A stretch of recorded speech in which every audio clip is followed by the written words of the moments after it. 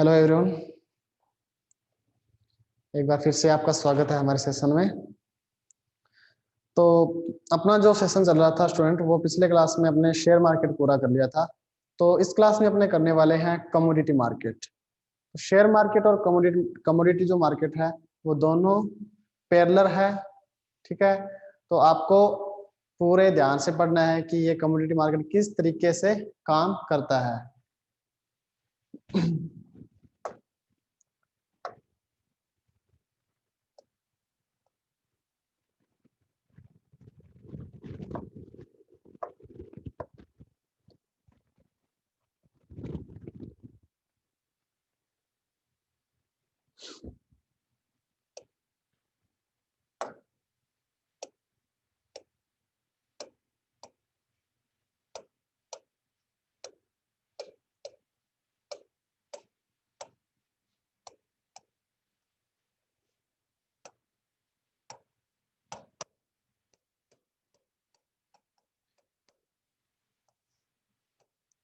सबसे पहले अगर मैं कमोडिटी मार्केट की बात करूं तो स्टूडेंट इसको जो कंट्रोल करता है वो भी कौन करता है।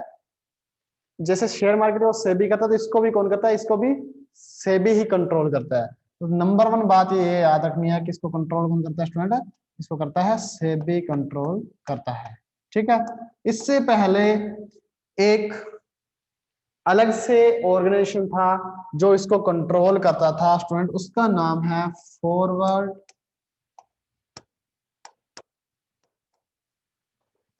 Market commission.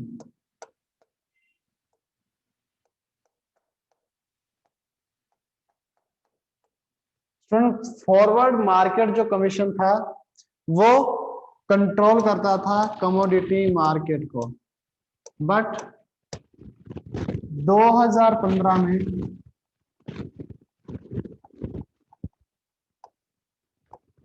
2015 में गवर्नमेंट ने क्या किया, इस फॉरवर्ड मार्केट कमीशन को सेबी के साथ क्या कर दिया, मर्ज कर दिया।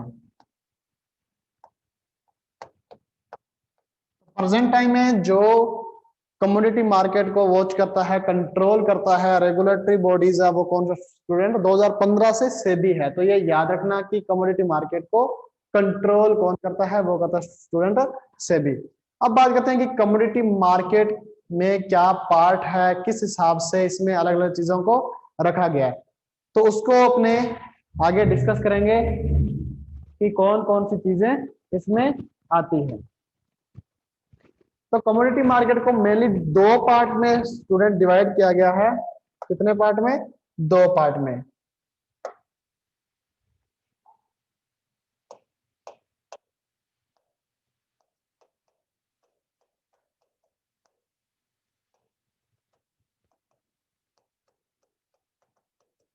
देखिए कमोडिटी मार्केट को दो पार्ट में स्टूडेंट डिवाइड किया गया। एक तो होती है हार्ड कमोडिटी,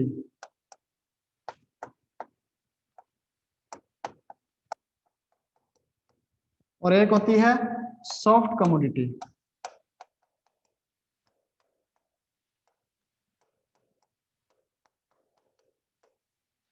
हार्ड और सॉफ्ट कमोडिटी ये दो अलग अलग पार्ट। आप देखते हैं कि इसमें हार्ड में कौन कौन से प्रोडक्ट आते हैं और सॉफ्ट में कौन कौन से प्रोडक्ट आते हैं। तो अगर मैं हार्ड की बात करूं तो हार्ड में मेनली जो प्रोडक्ट आते हैं वो है like metal like gold, silver. ठीक है, इसके बाद में आता है जैसे क्रूड ऑयल हो गया,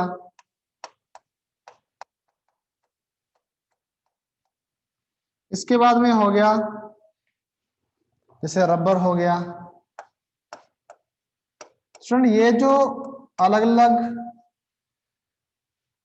थिंग है ये सारी किस में आती है, ये आती है हार्ड कमोडिटी में। अगर मैं सॉफ्ट कमोडिटी की बात करूं तो सॉफ्ट कमोडिटी में स्टूडेंट सिर्फ और सिर्फ एक ही चीज आती है, वो आती है एग्रीकल्चर आइटम।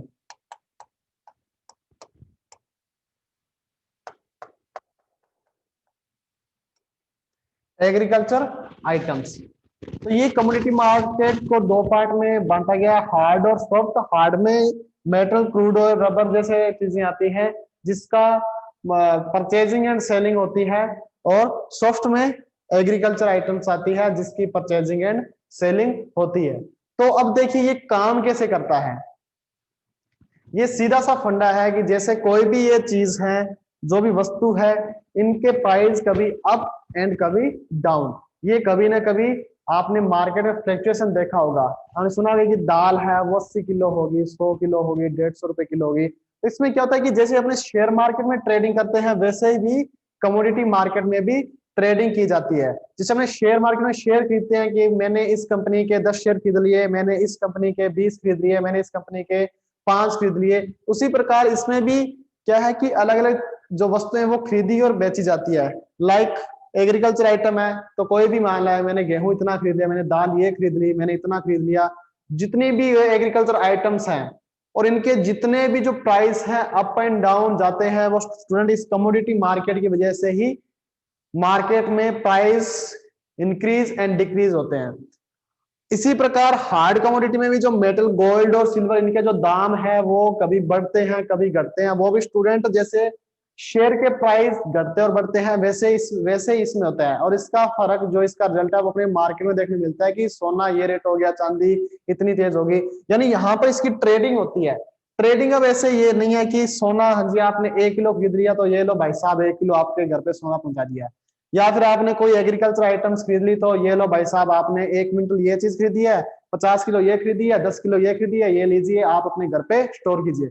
ऐसा बिल्कुल भी नहीं है। जैसे शेयर अपने खरीदते तो वो वर्चुअल होता है ना, वैसे इसमें ही अपने अकाउंट में आ जाता है कि आपने सिल्वर 200 ग्राम खरीदी है, सोना 10 ग्राम खरीदा है, 20 ग्राम खरीदा है। आपने कोई एग्रीकल्चर आइटम्स है वो आपने 50 किलो खरीदी है, 1 किलो खरीदी है, ठीक है, 1 क्विंटल खरीदी है, 10 क्विंटल खरीदी है, तो आपको ऑनलाइन ट्रांजेक्शन यानी वर्चुअल रूप में ये ट्रेडिंग होती है।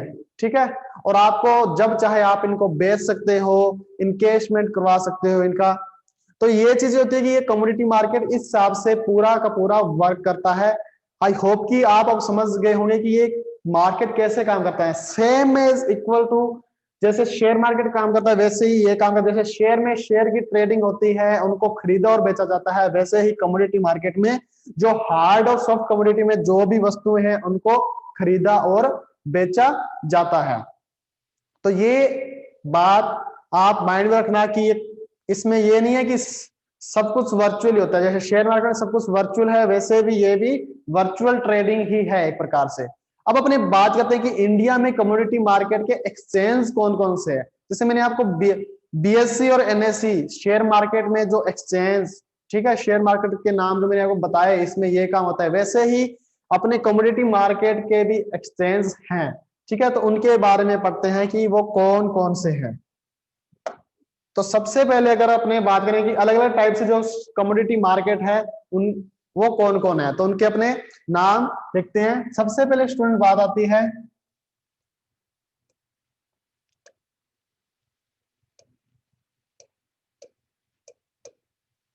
मल्टी कमोडिटी एक्सचेंज, यानी इसको बोला जाता है एमसीएक्स। शॉर्ट नेम क्या होता है? एमसीएक्स। इसके बाद स्टूडेंट बात आती है national commodity and derivative exchange, जिसको अपने एनसीडीएक्स भी बोल सकते हैं।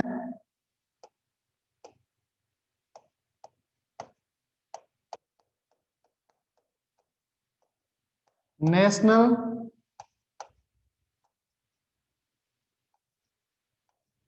कमोडिटी एंड डेरिवेटिव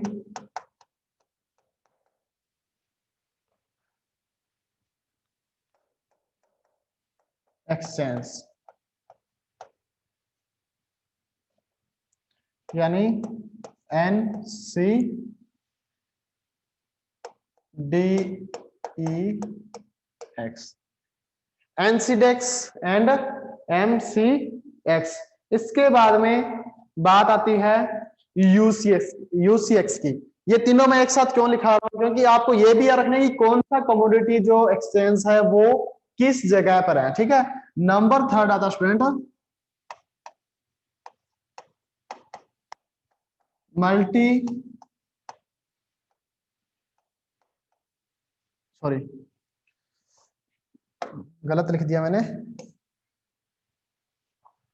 मल्टी तो आ ही गया। तीसरा नंबर होता है यूनिवर्सल।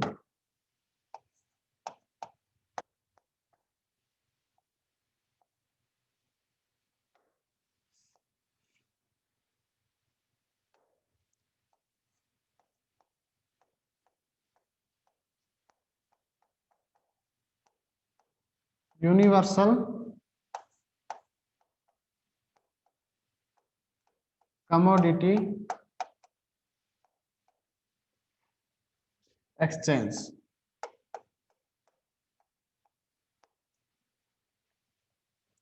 यानी इसको बोला जाएगा यूसी एक्स, यूसी एक्स।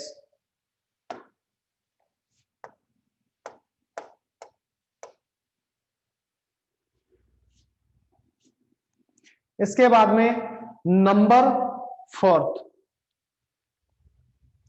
वो है स्टूडेंट आईसीएक्स।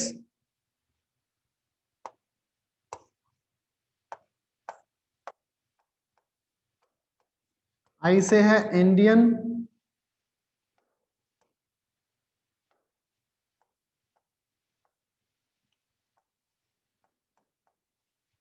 कमोडिटी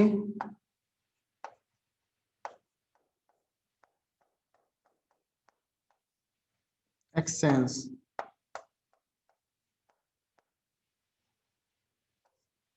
यानी आईसीएक्स। चार हो गए। और अपने मान लो अगर अपने इंडिया में बात करें, इंडिया में कितने कमोडिटी एक्सचेंज है, तो स्टूडेंट वो पूरे हैं 5। Last student NMC,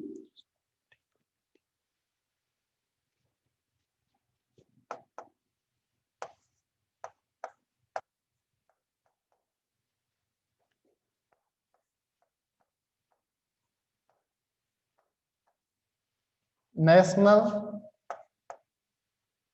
multi commodity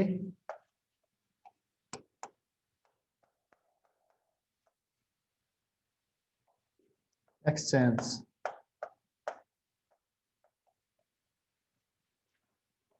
यानी एनएमसी।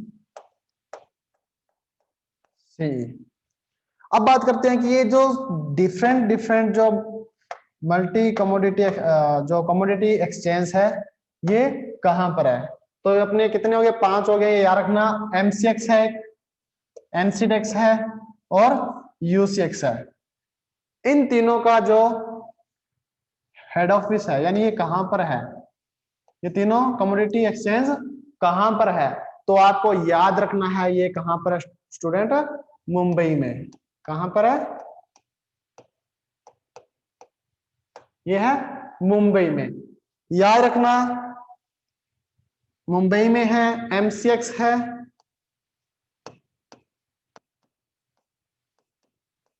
मुंबई में एमसीएक्स है, एनसीडेक्स है और यूसीएक्स। ये तीनों कमोडिटी एक्सचेंज कहां पे स्टूडेंट, ये है मुंबई में।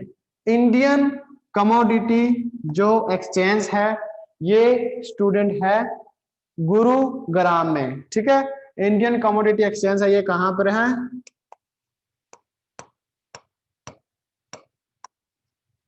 गुरुग्राम में। इसके बाद में बात आती है national multi commodity exchange, NMC. ये स्टूडेंट है गुजरात में, अहमदाबाद में। तो ये डिफरेंट डिफरेंट जो 5 अपने मल्टी जो कमोडिटी एक्सचेंज है वो कहां पर है, ये आप अच्छी तरीके से याद रखना। कहां पर है, कितने हैं, 5 है। और ये है कहां पर, ऊपर वाले 3 मुंबई में है। ये तो एमसीएक्स, एनसीडेक्स और यूसीएक्स, ये याद हो जाएगा। इंडियन वाला आ जाए तो वो कहां पर है, वो है गुरुग्राम में, और नेशनल मल्टी कमोडिटी एक्सचेंज आ जाए तो ये है अहमदाबाद में। तो ये थे स्टूडेंट जो कमोडिटी मार्केट कैसे वर्क करता है और कमोडिटी जो एक्सचेंज है वो कहां कहां पर है, ये मैंने आपको बिल्कुल डिटेल में बता दिया है। अब इसके अलावा देखिए, अब अपने बात करते हैं, यहां पर एक वर्ड आ रहा है, आपने देखा होगा, डेरिवेटिव वर्ड आ रहा है। डेरिवेटिव है क्या? ठीक है, और उन्हें बात करेंगे डेरिवेटिव के बारे में कि डेरिवेटिव है क्या। ये एक अलग से वर्ड है, इसको डिफाइन करेंगे तो अपने पता चला कि ये डेरिवेटिव है क्या। देखने में छोटा लग रहा है बट इसको डिफाइन करेंगे तो इसमें पता चलेगा कि डेरिवेटिव एक्चुअल में होता क्या है। ठीक है, तो अपने चलते हैं नेक्स्ट। नेक्स्ट अपने पढ़ेंगे डेरिवेटिव।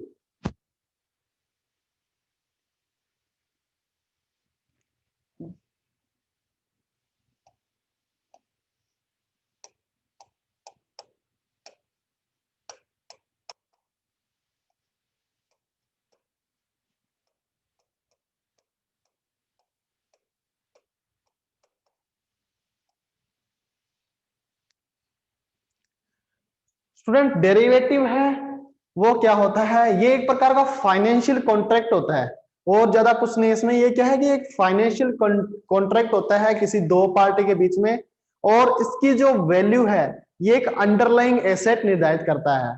कहने का मतलब, ये पेन है, ठीक है, ये दो पर्सन के बीच में इस पेन की खरीदने और बेचने का काम हो रहा है। ठीक है, कॉन्ट्रैक्ट हो रहा है कि मैं खरीद रहा हूं और आप बेच रहे हो, तो ये कॉन्ट्रैक्ट है। तो ये कॉन्ट्रैक्ट फाइनेंशियल कॉन्ट्रैक्ट होगा कि मैं ये पेन खरीद रहा हूं। ठीक है, उसमें क्या होगा कि ये डेरिवेटिव बहुत इंपॉर्टेंट। डेरिवेटिव में क्या होता है कि मैंने यहाँ पर लिखा है कि ये एक फाइनेंशियल कॉन्ट्रैक्ट है, जो इसकी वैल्यू कौन निर्धारित करता है? ये एक अंडरलाइंग एसेट निर्धारित करता है। तो हमारे बीच में जो कॉन्ट्रैक्ट हो रहा है उसकी अंडरलाइंग एसेट क्या है?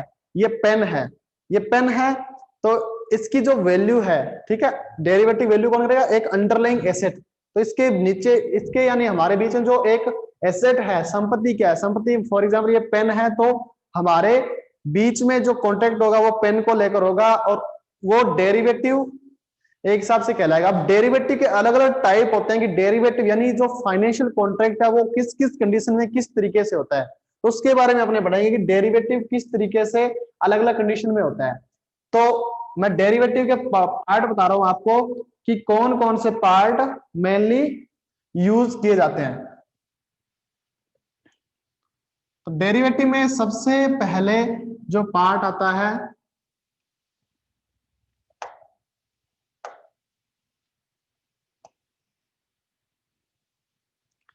वो आता है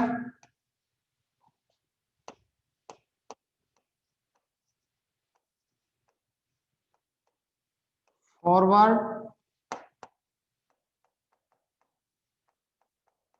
डेरिवेटिव एज वेल एज, मैं कॉन्ट्रैक्ट भी, क्योंकि मैंने आपको बताया कॉन्ट्रैक्ट। ठीक है, इसके बाद में नंबर 2 जो है वो आता है स्टूडेंट फ्यूचर डेरिवेटिव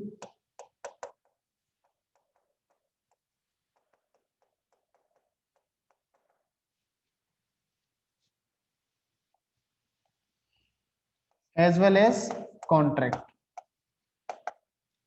नंबर 3 आता है स्वैप, और नंबर 4 है ऑप्शन। ऑप्शन में दो टाइप है, एक तो है कॉल ऑप्शन और एक होता है पुट ऑप्शन।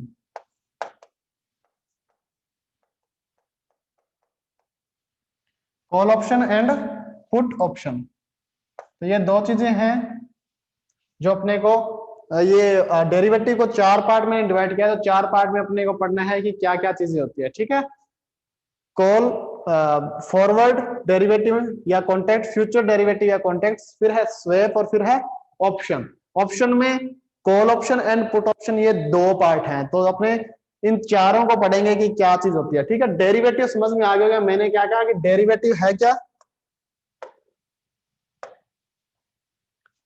डेरिवेटिव क्या है? डेरिवेटिव एक फाइनेंशियल कॉन्ट्रैक्ट है। क्या है?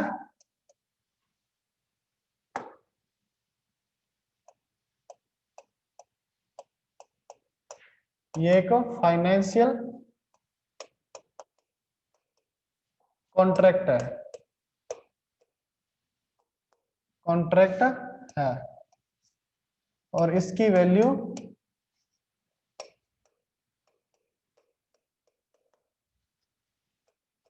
एक अंडरलाइन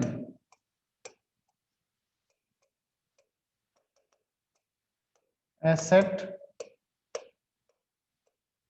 निर्धारित करता है।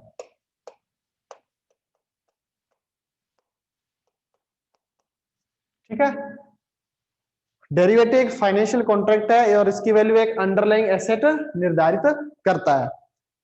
ये डेरिवेटिव हो गया। डेरिवेटिव के अपने टाइप पढ़ेंगे। सबसे पहले अपने शुरुआत करेंगे फॉरवर्ड डेरिवेटिव से। ठीक है, कि फॉरवर्ड डेरिवेटिव क्या है। चलते हैं अपने नेक्स्ट। नंबर 1 है फॉरवर्ड डेरिवेटिव।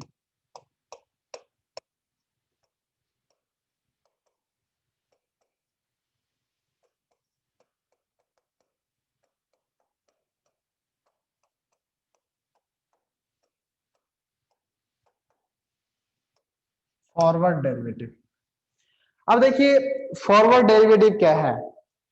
जब कोई कॉन्ट्रैक्ट होता है फाइनेंशियल, ठीक है, जिसमें दो पार्टियां हैं और उनके बीच में ट्रेडिंग, जिसमें जिसमें कोई ऐसा कॉन्ट्रैक्ट हो जिसमें जो प्राइस और ट्रेडिंग, देखो कॉन्ट्रैक्ट में दो ही चीजें होते हैं। एक होता है कि प्राइस फिक्स करना और होता है कि अपना कॉन्ट्रैक्ट, यानी जो अपने एक्सचेंज करेंगे माल को, तो वो अपने कब करेंगे।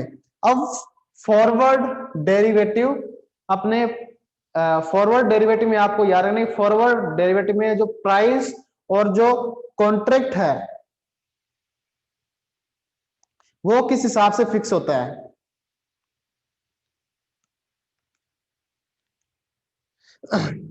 अब देखिए फॉरवर्ड डेरिवेटिव में आपको याद रखना है कि जब दो पार्टियों में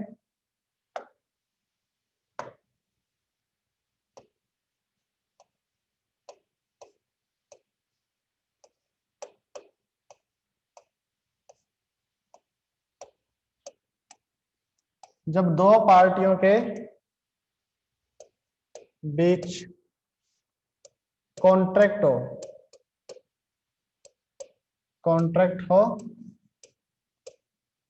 जिसमें ट्रेडिंग, जिसमें क्या,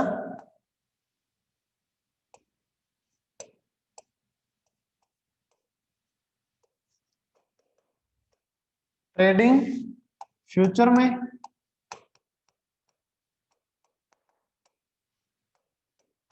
और प्राइस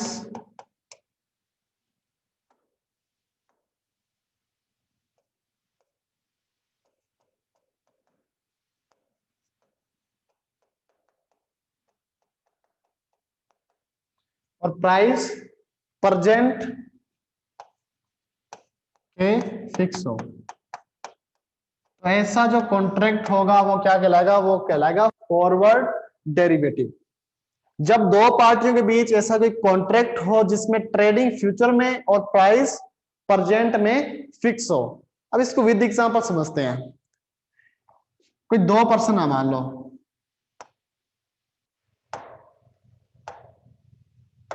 दो पर्सन है,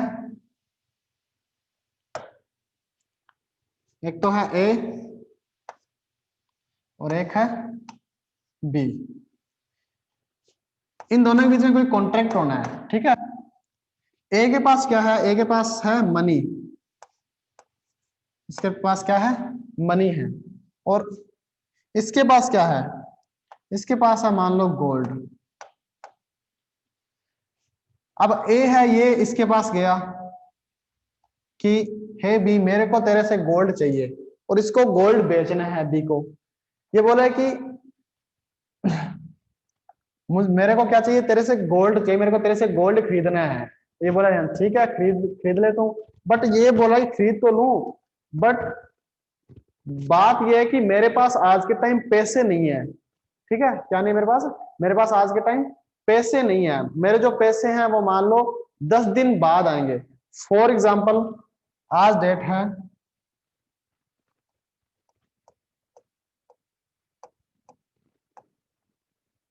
4 अक्टूबर 2020। 4 अक्टूबर 2020 को ये बी के पास गया कि मेरे को तेरे से गोल्ड खरीदना है, बट मेरे पास क्या नहीं है, पैसे नहीं है। अब इस कंडीशन में इसने बोला कि मेरे जो पैसे हैं ना वो आएंगे 10 अक्टूबर 2020 को। अब बी कहता गोल्ड में ऐसे कैसे दे दूं, तेरे पैसे तो आएंगे 10 तारीख को। ठीक है, और पैसे तू आज दे नहीं रहा, कल को तू मुकर गया तो मैंने तेरे को गोल्ड दे दिए। अब इसमें क्या होता है, अब इसमें क्या होगा कि जो कंडीशन ये बोलेंगे चलो अपने कॉन्ट्रैक्ट कर लेते हैं। ठीक है, क्या कर लेते हैं, एक कॉन्ट्रैक्ट कर लेते हैं, जिससे क्या होगा, अपना जो भी अपने ट्रेडिंग करनी है उसका एक अपने प्रूफ हो जाएगा। अब प्रूफ में इन्होंने क्या कहा, जब मैंने लिखा है कि जब दो पार्टियों के बीच एक कॉन्ट्रैक्ट होता है, यहाँ पे कॉन्ट्रैक्ट हो रहा है जिसमें ट्रेडिंग फ्यूचर में हो। अब ट्रेडिंग में इसमें बी ने बताऊं क्या बोला, इसने बोला कि तेरे पास पैसे आएंगे ना 10 तारीख को, उस दिन तू 10 तारीख को पैसे लेके आ जाना, और मैं तेरे को क्या दे दूंगा, दे दूंगा गोल्ड दे दूंगा। ठीक है, अब ये कॉन्ट्रैक्ट हो गया, अब ये लिखित में कॉन्ट्रैक्ट होना है। अब मान लो ये लिखित में कॉन्ट्रैक्ट होना है ए और बी के बीच में। ठीक है, अब ए को ये डर है कि यार 6 दिन बाद सोने के रेट बढ़ गए तो मेरे को तो घाटा हो जाएगा। यानी अब ए ए ये सोच रहा है कि सोने के रेट बढ़ेंगे तो मैं ये ले लूं पहले, 10 दिन बाद मेरे को फायदा हो जाएगा। बी क्या सोच रहा है, बी बोला कि ये 10 दिन बाद आएगा, 10 दिन बाद सोने के रेट है, जो गोल्ड का जो रेट है वो गिर गया तो। अब दोनों के मन में शंका है। ठीक है, अब इस कंडीशन में जब ऐसी कोई कंडीशन हो तब ये क्या करते हैं, ये बोल रहे हैं कि अपनी जो ट्रेडिंग है, मैंने वहां पर लिखा है ना कि दो पार्टी के बीच कॉन्ट्रैक्ट जिसमें ट्रेडिंग, ट्रेडिंग यानी जब जो लेन देन होता है। अब ये लेन देन तो होगा 10 तारीख को, कॉन्ट्रैक्ट इनके बीच हो रहा है 4 तारीख का। तो ये दोनों क्या करते हैं, जो प्राइस फिक्स करते हैं। ठीक है, तो इन्होंने मान लो ये डेरिवेटिव था ना जो एग्रीमेंट किया, इसमें प्राइस 4/10/2020 के फिक्स कर लिए कि मान लो कि आज के दिन सोना अगर 50,000 रुपए पर 10 ग्राम है, तो 50,000 के हिसाब से ही इन्होंने क्या किया, आज के दिन प्राइस फिक्स कर लिए कि मैं सोना चाहे आगे 45,000 का हो चाहे हो 60,000 का, तेरे को 50,000 के हिसाब से मैं पैसे दूंगा 10 तारीख को आके, और तू मुझे सोना देगा। अब देखो यहाँ पे क्या हुई, जो ट्रेडिंग है जो लेन देन है वो तो 10 तारीख होना है ना, वो तो 10 तारीख होगा। बट इन्होंने प्राइस कब फिक्स कर लिए, ये मान लो एक एग्रीमेंट था जिसको मैं डेरिवेटिव बोल रहा हूँ। ये एग्रीमेंट इन्होंने कब कर लिया, ये 4 तारीख को ही कर लिया एग्रीमेंट कि 50,000 के हिसाब से मैं इतने किलो सोना लूंगा, और वो कब लूंगा, 10 तारीख को लूंगा।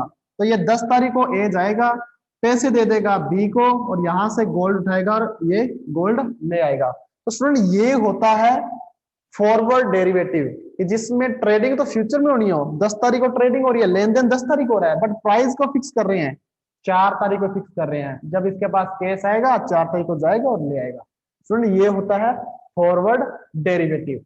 अब इसी के आगे दूसरी चीज आती है, जो नंबर 2 पॉइंट मैंने आपको लिखाया था, फ्यूचर डेरिवेटिव।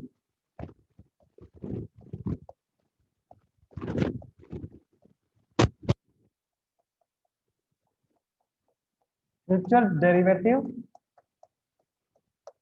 या फिर कॉन्ट्रैक्ट। अब देखो इसमें क्या है, इसमें यह है कि जब दो पार्टियों के बीच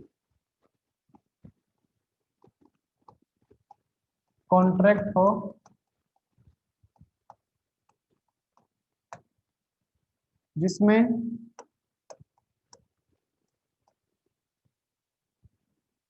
ट्रेडिंग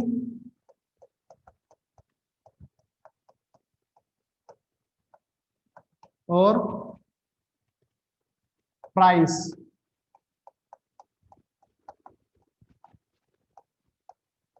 दोनों ही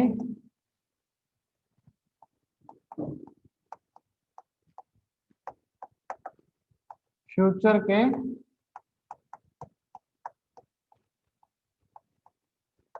फिक्स हो तो उसको क्या बोला जाएगा, फ्यूचर डेरिवेटिव। उसको क्या बोला जाएगा, फ्यूचर डेरिवेटिव। अब देखिए इसको विद एग्जांपल समझते हैं। वही अपना एग्जांपल ए और बी।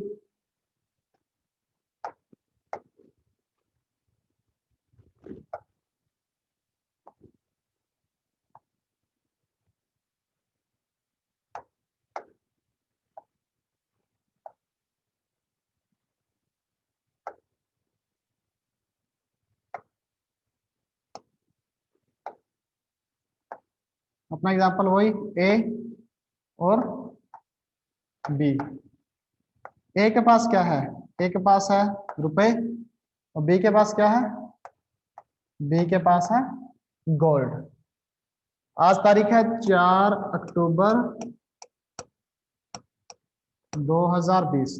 4 अक्टूबर 2020 को ये जो ए है ये किसके पास चला गया, ये चला गया बी के पास। इसको बोला कि मेरे को तेरे से गोल्ड खरीदना है, बट मेरे पास आज के दिन पैसे नहीं है। मैं ये जो गोल्ड है वो कब खरीदूंगा, वो मैं खरीदूंगा 10 को। कब खरीदेगा ये, 10 अक्टूबर 2020 को। अब पैसे है नहीं, अब दोनों के मन में उल्टी चीज चल रही है। ये तो बोल रहा है, ए सोच रहा है कि यार 10 तारीख को सोना सस्ता हो जाएगा, ठीक है। बट जो बी है ये क्या सोच रहा है कि यार मैं डील तो जो ट्रेड जो कॉन्ट्रैक्ट है वो आज ही कर लेता हूँ, पर 10 तारीख क्या बता सोना है वो महंगा हो गया। तो दोनों के बीच में एक एग्रीमेंट हो जाता है जिसको अपने फ्यूचर डेरिवेटिव या फ्यूचर कॉन्ट्रैक्ट बोलते हैं। इसमें क्या है कि ये जो एग्रीमेंट है इसमें ये तारीख आ जाएगी अपने 10/10/2020 को, ठीक है। ए परचेज करेगा कितना सोना, मान लो कि 5 किलो सोना परचेज करेगा, किससे, बी से। अब ये एग्रीमेंट हो गया, और जो प्राइस है ना, प्राइस भी कब के फिक्स कर ली इन्होंने, फ्यूचर के, कि 10 तारीख को मेरे पास पैसे आएंगे, मैं तेरे पास आऊंगा, 10 तारीख को जो भी रेट होगा वो रेट, उस रेट के हिसाब से मैं तेरे से गोल्ड खरीदूंगा, तेरे को मैं ये मनी दूंगा और यहां से तेरे से गोल्ड लूंगा और मैं ले आऊंगा। तो इसमें देखो जो प्राइस है वो भी 10 तारीख के फिक्स हो गए, और जो ट्रेडिंग थी यानी जो लेन देन था वो भी कब हो गया, 10 तारीख का ही फिक्स हो गया। पर ये बात कब हो रही है, ये बात आज हो रही है, 4 तारीख को हो रही है बात। और ये सारा, ये दोनों चीजें कब होगी, ये दोनों चीजें फ्यूचर में होगी। तो ये दोनों चीजों के लिए क्या आ गया, फ्यूचर डेरिवेटिव। यानी जब ट्रेडिंग और प्राइस दोनों ही फ्यूचर में फिक्स हो तो वो आ जाएगा फ्यूचर डेरिवेटिव, ठीक है। तो हम नेक्स्ट चलते हैं। आई होप कि दोनों फॉरवर्ड और फ्यूचर डेरिवेटिव आपको समझ में आ गया होगा। नेक्स्ट चलते हैं स्वेप। स्वेप क्या है,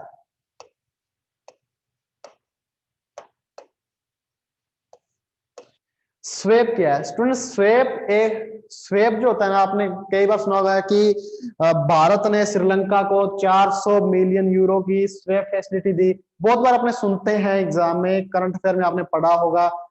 स्वेप क्या है, स्वेप एक सिंपल शब्दों में क्या होता है, ये एक एक्सचेंज होता है। क्या होता है, एक्सचेंज होता है।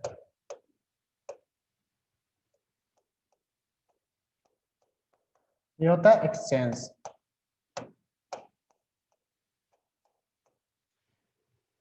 सिंपल शब्दों में यह है कि स्वेप क्या है, ये एक्सचेंज होता है। अब इसका अपने विद एग्जांपल समझते हैं कि ये एक्सचेंज किस हिसाब से होता है, ठीक है। तो मैं एग्जांपल लेता हूं, एक तो इंडिया का और एक का श्रीलंका का।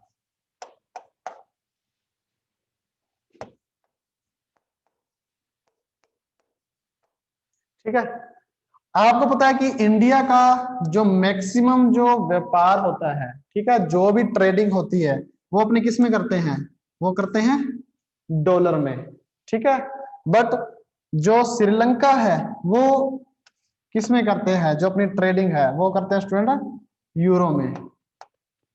किसमें करते हैं, यूरो करेंसी ज्यादा यूज करते हैं। जब वो फॉरेन ट्रेडिंग करते हैं, जो विदेशी व्यापार करते हैं वो ज्यादातर यूरो में करते हैं। अब मान लो इसका उल्टा हो जाए, इंडिया का जो रिजर्व बैंक है, ठीक है, इंडिया का जो रिजर्व बैंक है आरबीआई, इसके पास क्या था, इसके पास यूरो बहुत मात्रा में, ठीक है, यूरो करेंसी है वो बहुत है। और जो श्रीलंका का जो रिजर्व बैंक है, जो सेंट्रल बैंक है श्रीलंका का, इसके पास क्या है, इसके पास डॉलर बहुत है। अब देखो दो चीजें होगी, इंडिया को क्या चाहिए, इंडिया को ट्रेडिंग के लिए ये डॉलर चाहिए, ठीक है, क्या चाहिए, डॉलर चाहिए। श्रीलंका को किसकी जरूरत है ज्यादा, यूरो की, क्योंकि ये जो भी विदेशी व्यापार करते हैं वो करते हैं यूरो में। बट इनके पास क्या है कि इंडिया के पास यूरो जो करेंसी है वो काफी पड़ी है रिजर्व में, ठीक है, और श्रीलंका है इसके पास डॉलर, यानी श्रीलंका जो रिजर्व बैंक है, जो सेंट्रल बैंक है, इसके पास क्या है, डॉलर बहुत है, ठीक है। अब देखो क्या हुआ, अब क्या करते हैं, इंडिया और श्रीलंका क्या करते हैं, एक एग्रीमेंट करते हैं जिसका नाम लेते हैं अपने स्वेप, या अपने ये बोलते हैं स्वेप फैसिलिटी।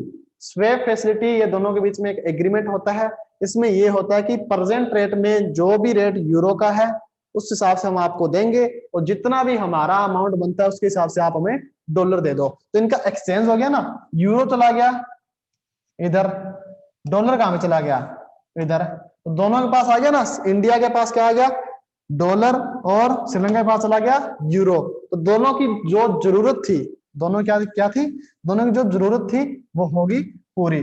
इसको अपने करेंसी से ना लेकर अपने ये भी बोल सकते हैं कि इंडिया के पास क्या है, गोल्ड है, और श्रीलंका के पास क्या है, सिल्वर है। इंडिया को लगता है कि सिल्वर का रेट ज्यादा होगा आने वाले 10 दिनों में, श्रीलंका को लग रहा है कि गोल्ड का रेट ज्यादा होगा। तो प्रेजेंट रेट में, यानी जब भी ये एक्सचेंज करेंगे उस कंडीशन में, यानी उसी दिन के हिसाब से ये रेट फिक्स करेंगे, यानी सिल्वर आपके पास कितनी है, इतनी है, सिल्वर का रेट ये है, इस हिसाब से इतने पैसे बनते हैं और इतना का हम आपको गोल्ड दे रहे हैं। तो सिल्वर आ गया ऐसा इधर, और गोल्ड आ गया इधर।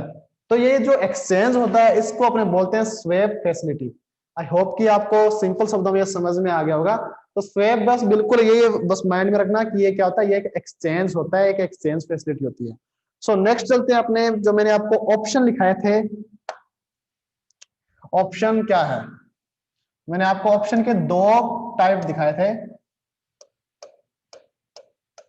दो में एक था call option,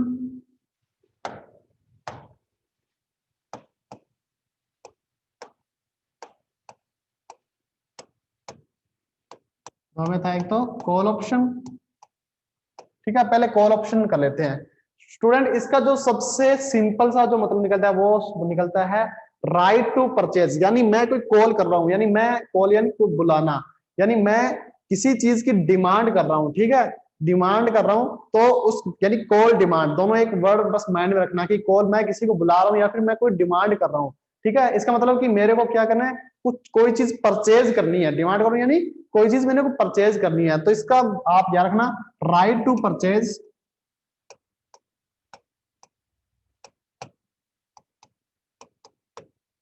right to purchase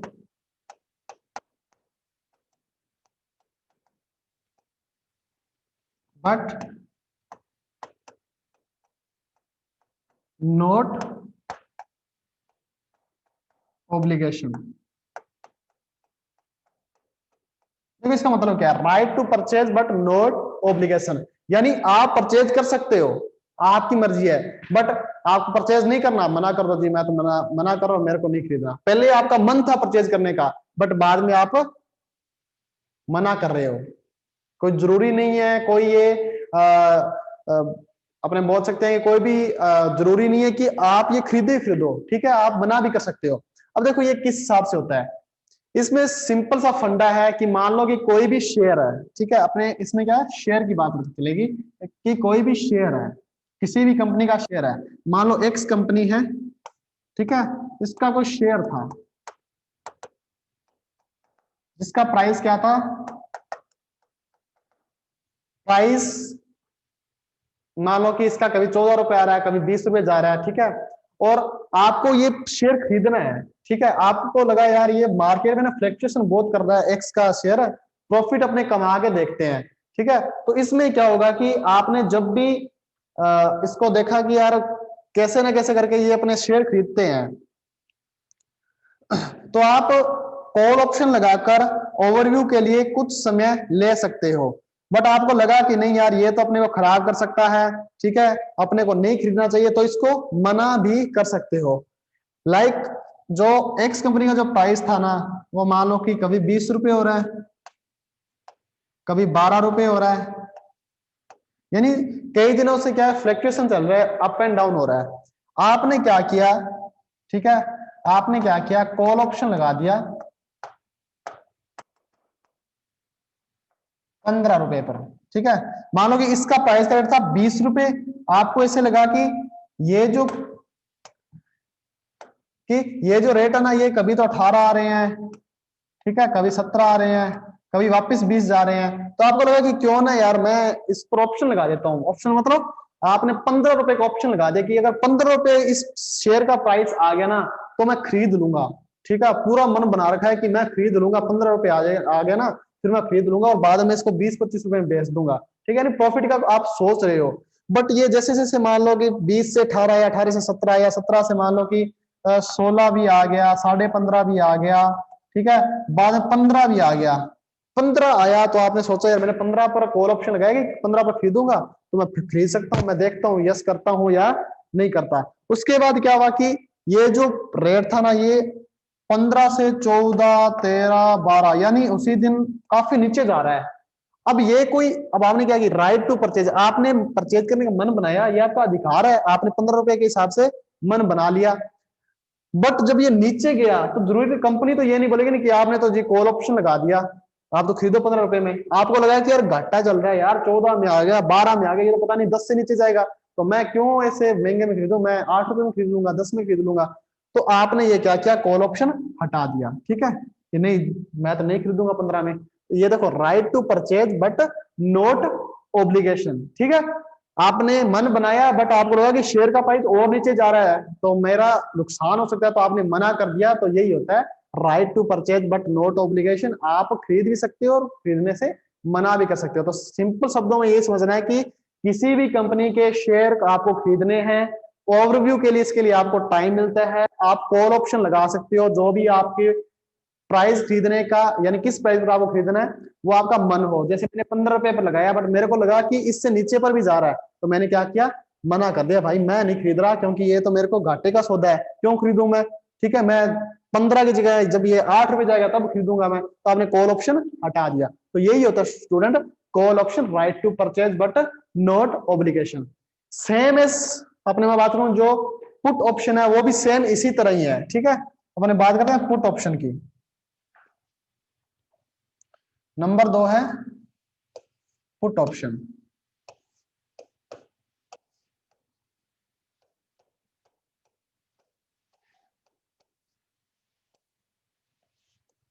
देख पुट ऑप्शन क्या होता है, वहां पर मैंने कॉल ऑप्शन बताया कि मैं कोई चीज बुला रहा हूं, यानी कॉल यानी बुलाना, यानी मैं कुछ डिमांड कर रहा हूं कि मेरे को कुछ चीज चाहिए यानी परचेज करनी है।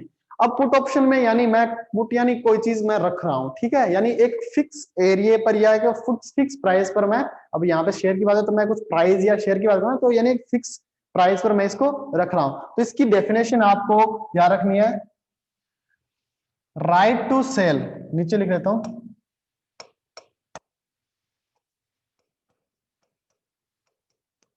राइट टू सेल बट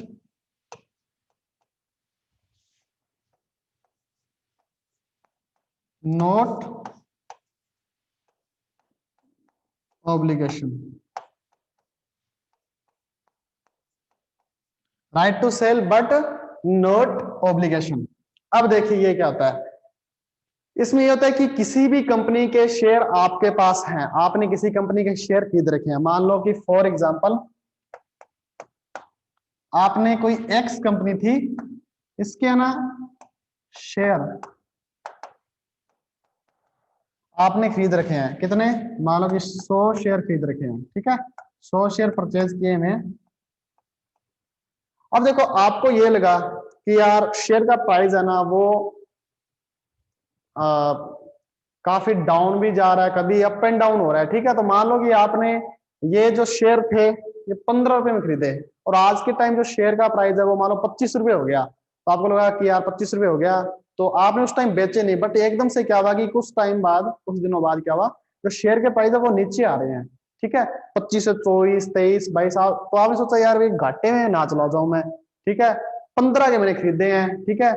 तो मैं क्या करता हूँ, कोई बीच का रेट है ना वो मैं एक फिक्स कर लेता हूँ। तो मैंने क्या किया, इसी ये जो 100 शेयर थे मेरे एक्स कंपनी के, मैंने क्या किया, पुट ऑप्शन लगा दिया। पुट ऑप्शन लगा दिया कितने का, 18 रुपए का, ठीक है, फॉर एग्जाम्पल है। 18 रुपए का मैंने लगा दिया, खरीदा मैंने 15 में था, पूछा चलो अगर नीचे भी जाएगा तो देख लेंगे, बट 18 रुपए तो मैं लगाऊं। अब आपको ये देखने मिला कि वो धीरे धीरे 21, 20, 19, 18, फिर नीचे 17, 18, यानी 17, 16, 15, 14, यानी नीचे और जा रहा है। अब इस कंडीशन में क्या होगा, अब आपने पुट ऑप्शन अगर इसमें लगा दिया तो इसमें ये होता है कि या तो आप जो शेयर है वो आप अपने पास रखो, और अगर आपका मूड है कि नहीं मेरे को बेचना है, तो अगर प्रेजेंट टाइम में इस 100 शेयर यानी एक शेयर का जो मूल्य है वो अगर 5 रुपए भी हो जाए, बट आपने पुट ऑप्शन 18 रुपए लगाया हुआ है, चाहे यहां पर जो एक शेयर का मूल्य है वो 1 रुपए ही क्यों ना हो जाए, बट आपने अगर पुट ऑप्शन 18 पर लगाया है, तो ये कंपनी की जिम्मेदारी है कि वो आपका जो पुट ऑप्शन के थ्रू जो लगाया हुआ है वो सारे के सारे शेयर 18 रुपए के हिसाब से ही खरीदेंगे। ये आपको याद रखना है, right to sell but not obligation. 18 रुपए में लगाया था आपने, शेयर का प्राइस मान लो 1 रुपए हो गया, 5 रुपए हो गए, 10 रुपए हो गए, 18 से कम हो गया, बेचना है तो कंपनी आपको 18 रुपए पर खरीदेगी, ठीक है। आपने सोचा नहीं नहीं अभी मैं एक बार नहीं बेच रहा, मैं एक बार 2-3 दिन और वेट कर लेता हूं, आपने 2-3 दिन और वेट किया, तो ये 5 रुपए से 10, 15, 20, अगर मान लो या तो 18 से नीचे रह गया, फिर आप सोचे बेचना है तो फिर 18 में खरीदेगी कंपनी। अगर आपने थोड़ा टाइम और मान लो वेट किया और ये जो प्राइस है ये वापस 25-30 रुपए चले गए, तो फिर भी आपको अगर बेचोगे तो वो 25-30 यानी प्रेजेंट जो प्राइस होगा वो मिलेगा, 18 से ज्यादा होगा वो ही मिलेगा, 18 से कम वाला नहीं मिलेगा आपको, समझ गए। तो ये है कि अगर जो ऑप्शन लगाया है, अगर भविष्य में उस आपके शेयर का प्राइस उस ऑप्शन से कम चला जाए, तो ये कंपनी की रिस्पॉन्सिबिलिटी है कि आपको जिस ऑप्शन पर आपने जिस रेट पर आपने ये ऑप्शन लगाया है उसी रेट पर आपसे शेयर खरीदा जाएगा।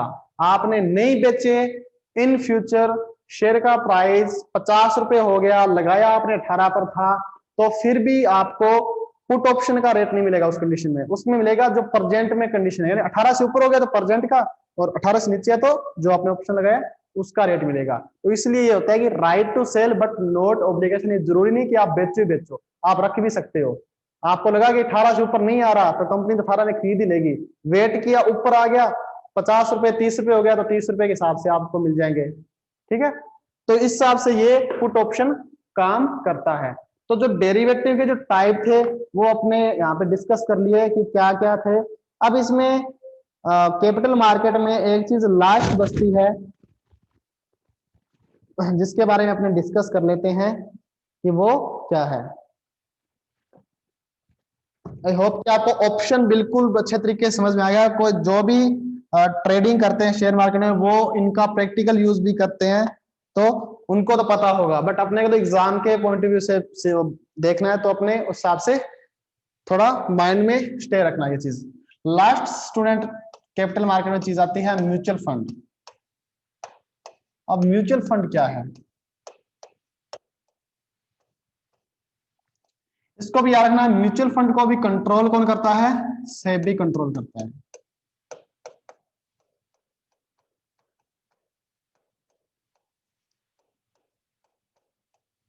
कौन करता है स्टूडेंट, सेबी कंट्रोल करता है म्यूचुअल फंड को।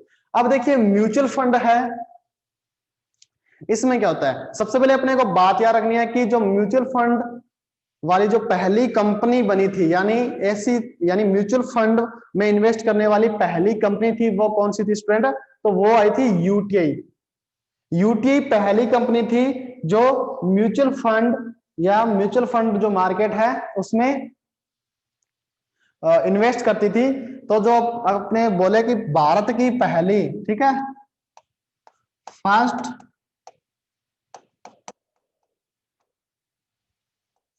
म्यूचुअल फंड कंपनी वो थी student UTI, unit trust of India.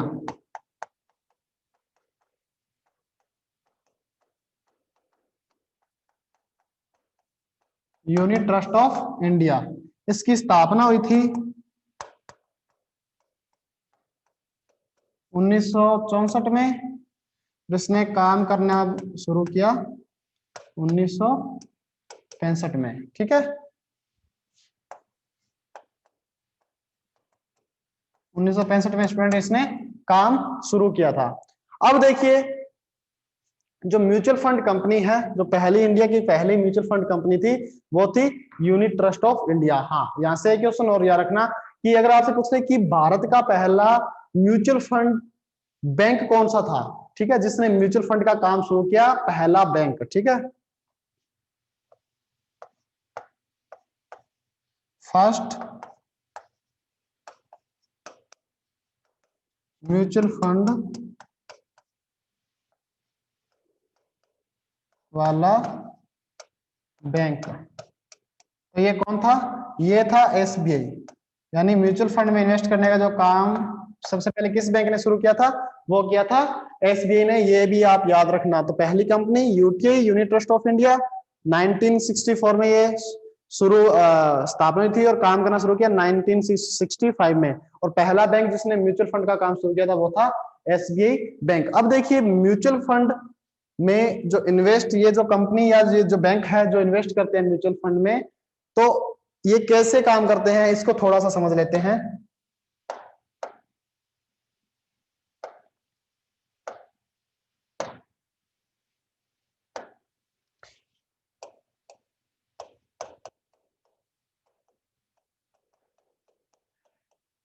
Mutual fund में जो भी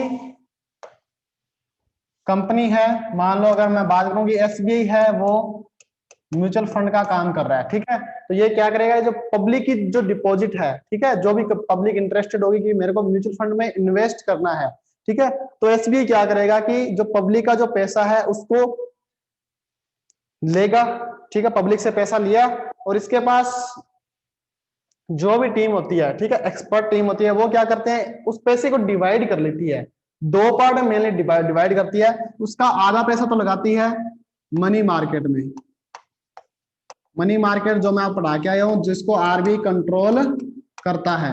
ठीक है, आपको पता है मनी मार्केट में जितने भी इंस्ट्रूमेंट पढ़ाए उसमें क्या मिलती है? फिक्स रेट ऑफ इंटरेस्ट मिलती है ना। इसी में डूबने का डर है कि कोई लेके भाग जाएगा। ठीक है, फिक्स इंटरेस्ट मिलती है किसमें?